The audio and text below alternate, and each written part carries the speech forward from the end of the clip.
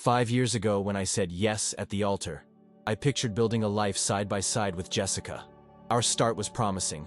Romantic dinners, weekends exploring the city, plans for the future. We had our own routine and our space. Our home was our haven. Until 18 months ago, when Jessica's parents lost their apartment. "It's only for a few weeks, until they find a new place," she assured me. A few weeks turned into a few months, which then turned into over a year. Subscribe to the channel and leave your like to get access to more stories like this. Gradually, I became a stranger in my own home. The couch we picked together is now where my father-in-law spends the day watching sports shows at full volume. The kitchen I loved using to cook on the weekends turned into my mother-in-law's territory, silently judging my food choices. And Tyler, Jessica's younger brother who was just passing through, ended up staying in the guest room that was supposed to be our future game room. Conversations at the dinner table started happening as if I wasn't even there. "Michael doesn't mind, right?" became everyone's favorite phrase, usually followed by laughs as I nodded while swallowing my discomfort along with the dinner. Jessica changed. The independent woman I married now consults her mom for every decision. Our moments alone almost disappeared.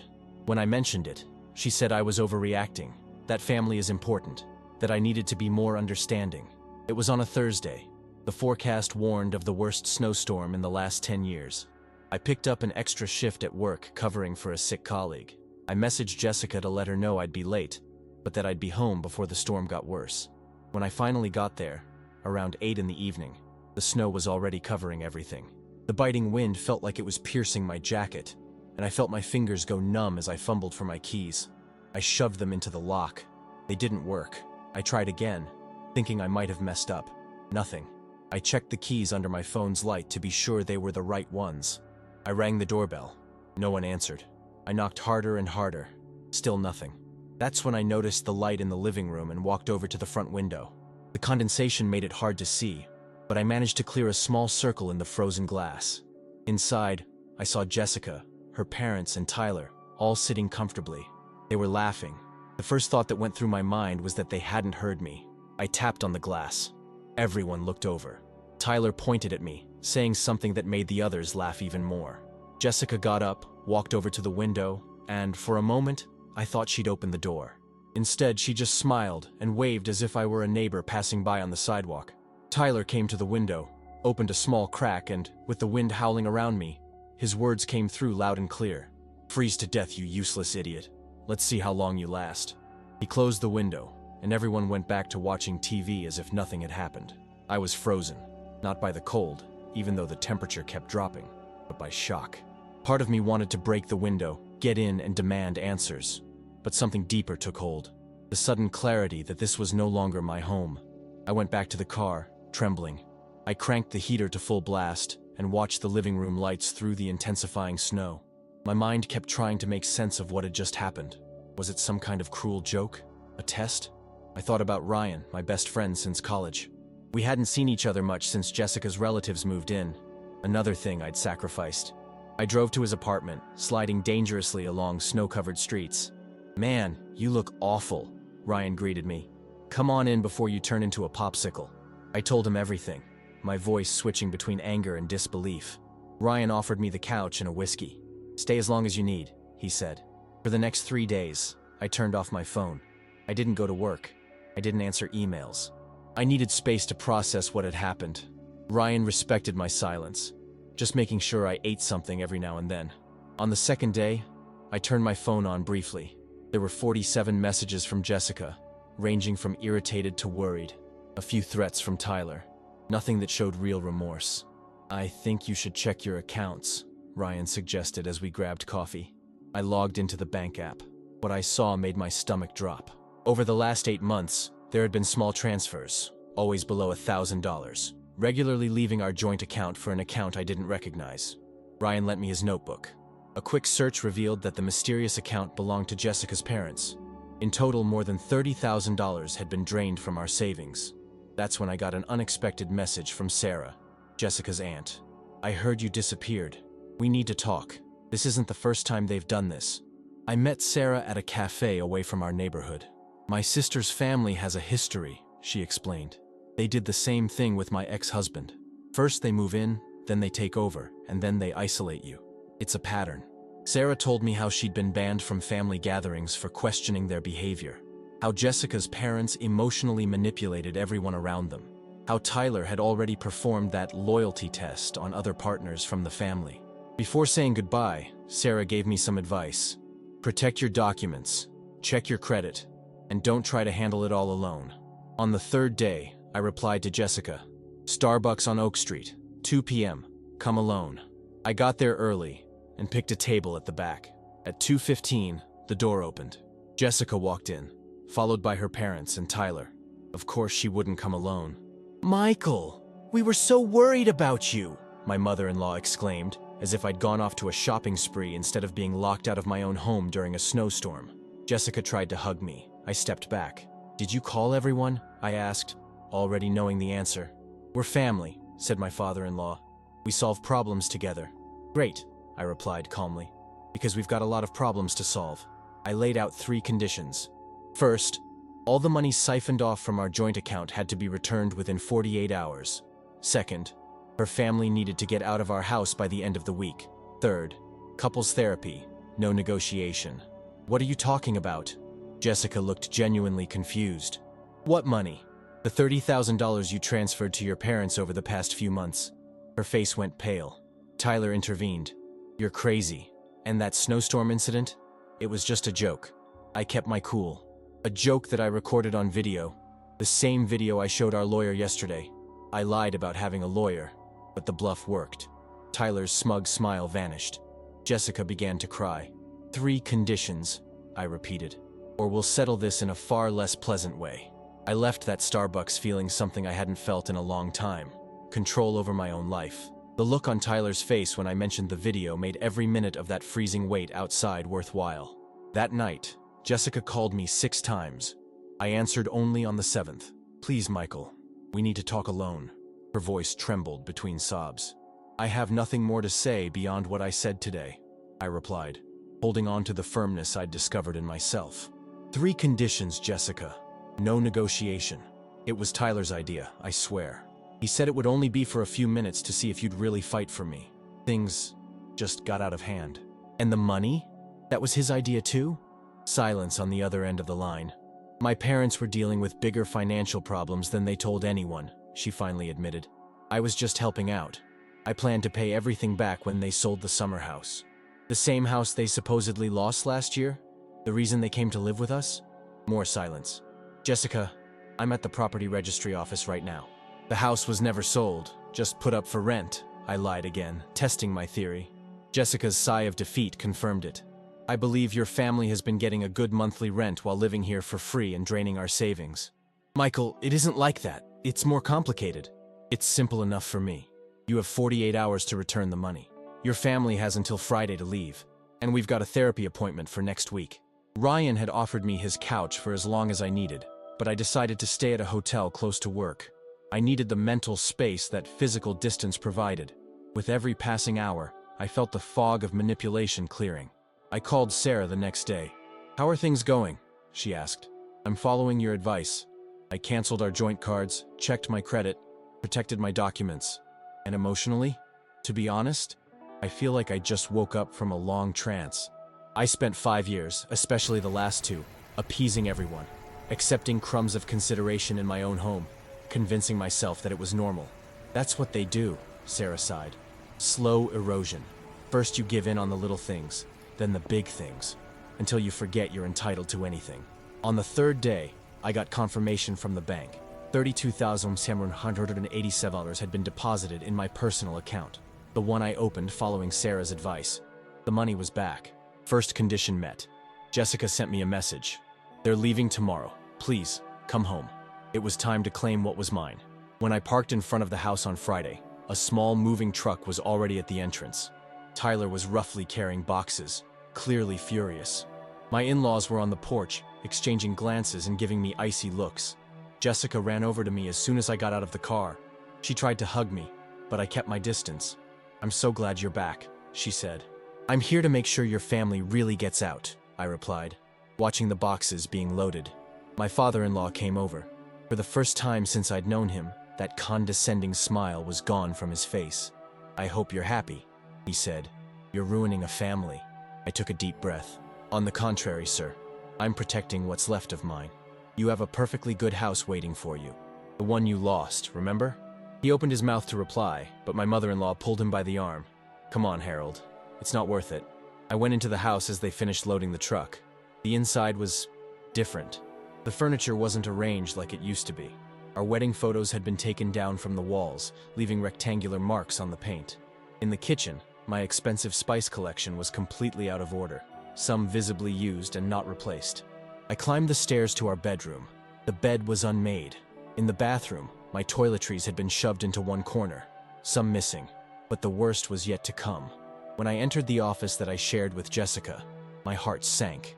My computer was on, the screen showing a complete format warning. Sorry about the computer.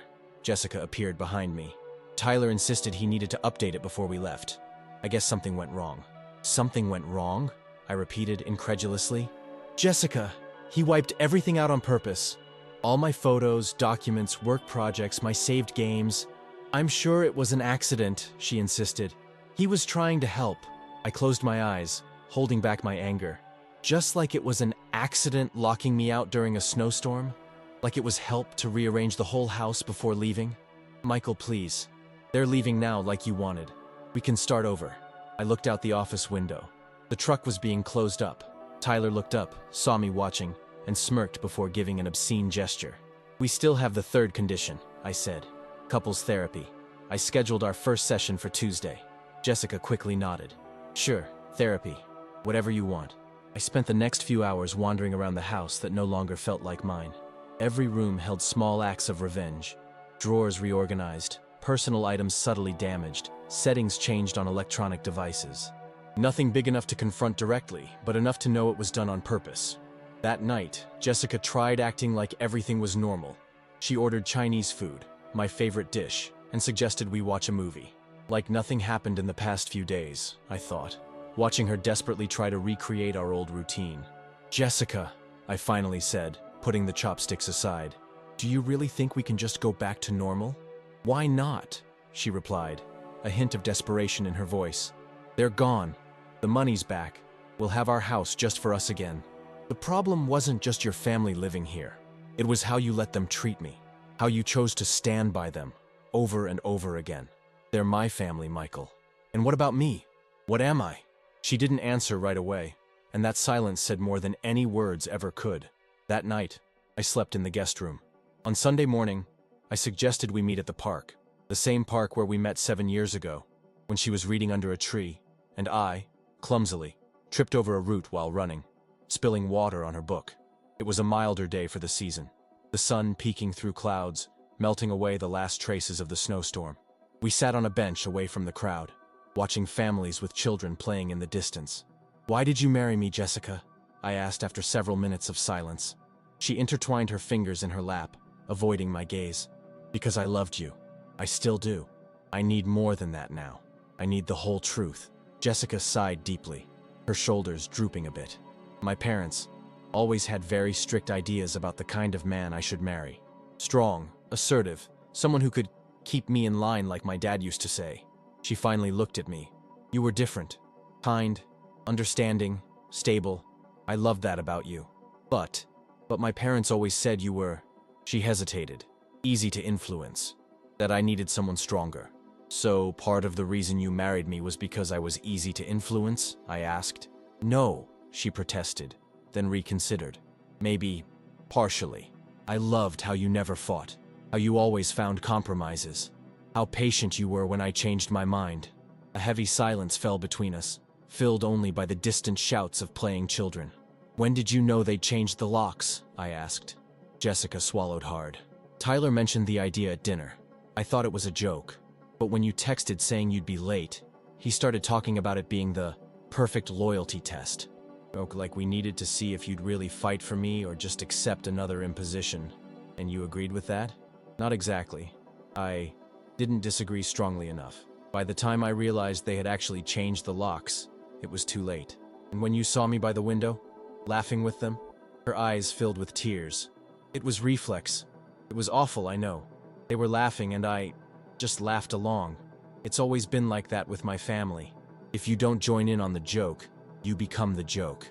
I stared at the sky, letting her words sink in. Did you know about the money? Yes, she admitted, almost whispering. At first, it was just small amounts. Daddy said it was only a temporary loan. Then it became regular. When I questioned it, Mommy said it was the least I could do, since they had given up so much raising me. Jessica, this isn't normal. You see that, right? She slowly nodded, tears now streaming freely. We've got our therapy session on Tuesday, I continued. But I think you also need individual therapy to understand these family patterns, these dynamics, to set some boundaries. Are you breaking up with me? Her voice broke on the last word. I looked her straight in the eyes. I'm choosing me for the first time in many years. I'm sticking to my word about couples therapy, but I'm also consulting a divorce lawyer. She began to sob openly. Please, Michael, we can fix this. I'll change, I promise. I won't let them influence our lives again. The problem is, I don't know if I believe that. And more importantly, I don't know if you believe it. Your whole life has been shaped by that family dynamic. It's not something that can be fixed with just a promise. We sat in silence for nearly 10 minutes, both processing what those words meant for our future. What happens now? She finally asked, her voice hoarse. Now, we go home, separately, and we start figuring out how to untangle 5 years of shared life. I stood up, looking one last time at the exact spot where we met. It was like closing a circle I never imagined I'd have to close. You deserve more than being an extension of your parents' will, Jessica. I hope one day you see that. 2 weeks after our conversation in the park, Sarah called me. Family is having a dinner next Saturday, she said.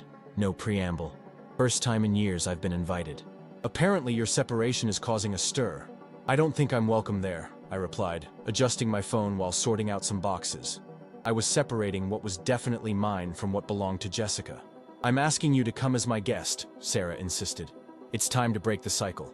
Sarah, I appreciate what you've done for me, but taking on the whole family, it's not just for you, Michael. It's for Jessica too, even if she doesn't realize it. It's for my nieces and nephews, who are seeing the same patterns repeat. It's for everyone who's been manipulated and then tossed aside. I hesitated. The idea of facing that entire family was terrifying, but something in Sarah's determined tone struck a chord. How would it work? I finally asked. Just show up. Let me steer the conversation. I've been waiting for this moment for years. The following Saturday, I found myself driving to the home of Jessica's uncles, where the family gathered for their monthly dinner. I parked across the street, watching as cars arrived. I recognized Jessica's car and felt a knot in my stomach. We had been keeping our distance since our conversation in the park, only communicating via texts about practical matters. Sarah met me on the sidewalk. Ready? She asked with calm determination on her face. As ready as I can be. When we went in, the hum of conversation stopped abruptly. 15 pairs of eyes turned in our direction. Jessica went pale, her parents stiffened, and Tyler, who had been drinking beer on the couch, nearly choked. Sarah, I thought you'd come alone, said Aunt Martha, the hostess, clearly uncomfortable. I mentioned I'd bring a guest, Sarah replied calmly. I believe everyone knows Michael. An awkward silence settled over the room, only broken when Jessica's uncle, David, stepped forward to greet me. Welcome, Michael. It's a complicated situation, but we're still family, he said, sounding genuinely polite. David had always been one of the few family members who treated everyone with respect. The dinner started off tense, awkward conversations on safe topics filling the air. Jessica's parents and Tyler remained noticeably quiet, throwing glances in my direction. Jessica barely lifted her eyes from her plate. It was when Aunt Martha began serving dessert that Sarah finally made her move. So, Harold, she addressed Jessica's dad. I heard you're back in your house. How's it going? The man's face turned red. I don't think that's any of your business, Sarah. Curious, Sarah went on, because I clearly remember you telling everyone last Christmas that the house was sold to pay off debts. Seems like there was some mistake? A murmur spread around the table. Finances aren't something we discuss at dinner, Jessica's mom interjected in that tone that shut down any debate. I totally agree, Sarah smiled, taking a sip of wine. Just like we shouldn't talk about the money you've been systematically siphoning from Michael and Jessica's joint account without his knowing. Several family members gasped. Jessica sank even further into her chair. That's ridiculous, Harold exploded, banging his fist on the table. You don't know what you're talking about. Do I really not know? I asked, finally finding my voice. I have bank statements showing over $30,000 transferred in the last 8 months. Uncle David frowned. Harold, is that true? It's complicated, Harold replied, softening his tone. Jessica wanted to help. We had some temporary setbacks. While living for free in their house and renting out yours, Sarah added. The same pattern you used with Lisa and her husband before they got divorced. Lisa, Jessica's cousin who rarely showed up at family gatherings, slowly nodded. They did the same with us. They stayed with us for 2 years while renting out their own house. Mark and I split up shortly after. It was as if a dam had broken. Suddenly, several cousins began sharing similar stories. How Jessica's parents always played the victim while manipulating situations in their favor. How Tyler was used as a provocateur, testing limits and fueling conflicts. How anyone who questioned them was isolated and ridiculed, just like Sarah had been. Jessica was crying now silently. Tyler left the table in a fury. Her parents tried to interrupt, discrediting each story, but the evidence was undeniable. Why are you doing this? Jessica's mom finally exploded, looking at both Sarah and me. You're destroying our family. No, Aunt Eleanor, Sarah replied with surprising kindness. We're trying to heal it. I stood up calmly. I didn't come here to destroy anything. I came because I believe everyone deserves to know the truth, including you, Jessica. I turned to her as she stared at me with red eyes. You're not the problem, Jessica. You never were, but you have choices to make now, just like I did. David cleared his throat. I think we all have a lot to process, and maybe it's time we set some healthier boundaries in this family. Harold and Eleanor stood up indignantly. If that's how you feel, then we don't need to be in a place where we aren't welcome, Harold declared. For once, we agree on something, I replied calmly. They left, and Tyler followed, not without giving me a look that promised retaliation. Jessica stayed seated, looking lost. Sarah moved over to her and placed a hand on her shoulder. I know it looks like the end right now, but it might be a beginning. As I prepared to leave, thanking Martha for the unlikely hospitality, Jessica came over to me. I didn't know, she whispered. Not everything, not about the others. Now you do, I replied gently. The question is, what are you going to do with that information? A month after the family dinner, I sat on the steps of the porch, watching the sunset, while Cooper, my newly adopted Australian shepherd, casually chased a squirrel in the yard. The shelter had said he was a tough case, 3 years old, abandoned twice, with trust issues. We immediately connected as kindred spirits. The house was unrecognizable now. I redecorated every room, rearranged the furniture, painted the walls. What I couldn't change physically, I transformed with new memories. The office, where Tyler had wrecked my computer, now housed a completely new system and a growing collection of books I'd always wanted to read, but never had time for. The divorce proceedings were moving along without major conflict. Jessica agreed to nearly all the terms, including leaving me the house.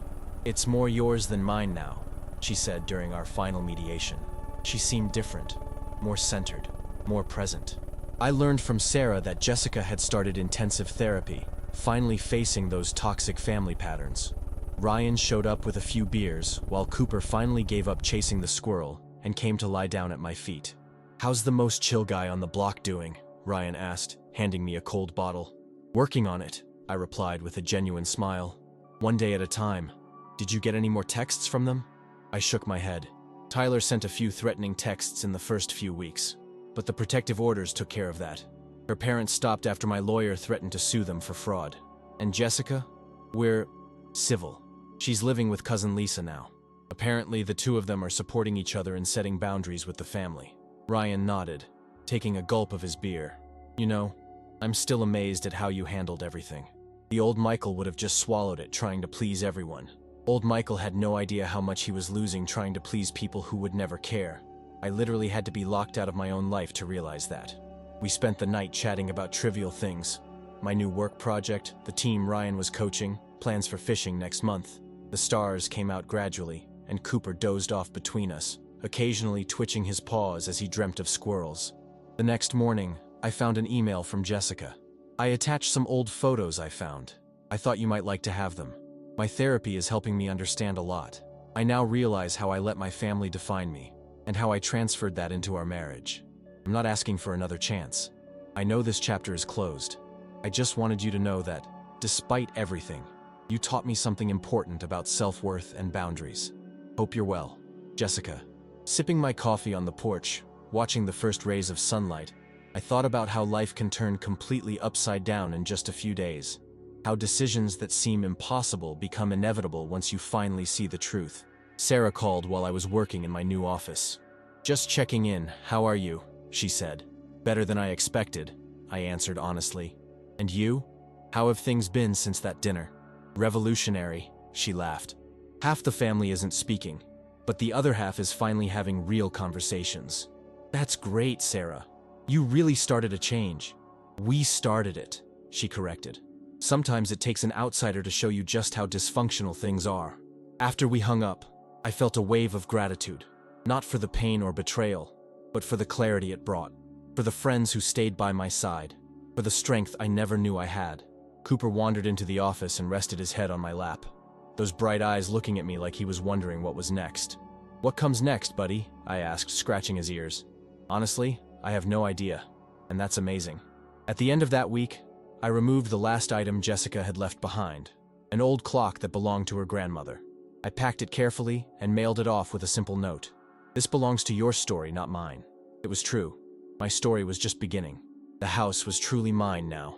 My time was mine. My choices, my responsibilities, my consequences, all mine. That night, as Cooper softly snored at the foot of my bed, I realized I was looking forward to the dawn, genuinely curious about what the next day would bring. Not with fear or resignation, but with a calm anticipation I hadn't felt in years. Subscribe to the channel and leave your like to get access to more stories like this.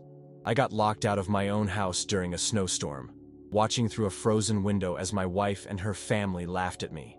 It was the best favor they could have done for me, because sometimes you need to be completely on the outside to finally see what was happening inside.